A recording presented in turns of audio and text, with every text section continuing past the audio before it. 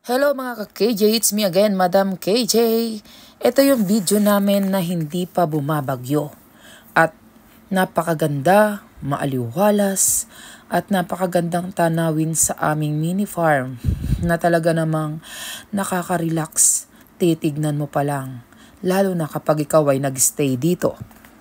At ito na nga yung panahon na nag-video ang asawa ko na napakaganda at maayos ang lahat ng mga tanim at lahat-lahat ng mga halaman namin dito ay maayos at malinis na farm. Ang makikita nyo sa video na ito.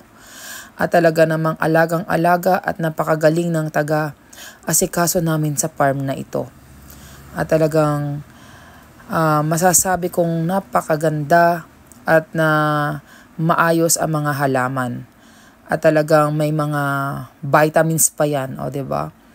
Pero eto na nga yung biglang dumating si Bagyong Aghon at ang pinsala ay talagang makikita at talagang nakakalungkot lamang na makita yung ganitong sitwasyon. At talagang lahat ng aming puno ng saging ay talagang nalagas. Pero kagandahan lang dito ay nung time na bumagyo, yung bago bumagyo, ay mayroong pumunta sa amin para magtiba ng saging at bilhin ang mga saging na pwede nang matiba or maputol. Kaya pasalamat pa rin kami kasi lahat ng mga saging na pwede na ay nakuha. Pero dito, ito yung part na talagang sa isang nagpa-farm ay talagang nakakasakit sa dibdib na makikita mo na hindi mo na mapapakinabangan kasi mga putol-putol na ang lahat ng mga saging. Pasalamat na lang kami kasi saging lang yung mga nangaputol.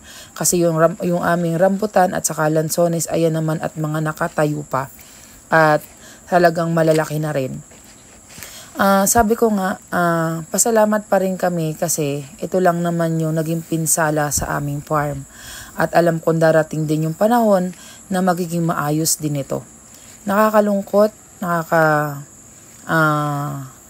sakit sa puso pero alam ko na may dahilan si Lord kung bakit nangyari ito. At alam kong hindi lang kami ang nangyari ang ganito.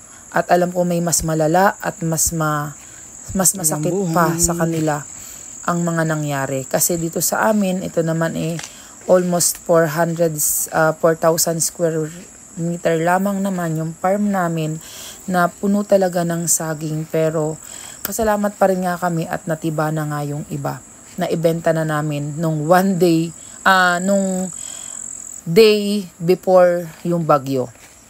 Kaya pasalamat pa rin talaga kami. Pero ito, ang dami pa rin talaga na pwede pa sana na kaunting araw na lamang, ilang araw na lang ay pwede na rin sana at mabebenta na rin. Pero wala na tayo. Hanggang doon na lang talaga sila. At sa ganitong panahon ay masasabi ko na magpapasalamat pa rin naman ako kay Lord kasi ito lang yung natamo namin. At alam kong darating din ang panahon na may ayos din namin to at malilinis ulit. Ganun talaga ang buhay, weather lamang. Thank you for watching. Please follow our page and subscribe to our YouTube channel and follow, share po sa aming video and comment na rin po kayo kung ano nangyari sa inyo nung Bagyong Aghon. God bless us all. Keep safe. Ingat. Bye.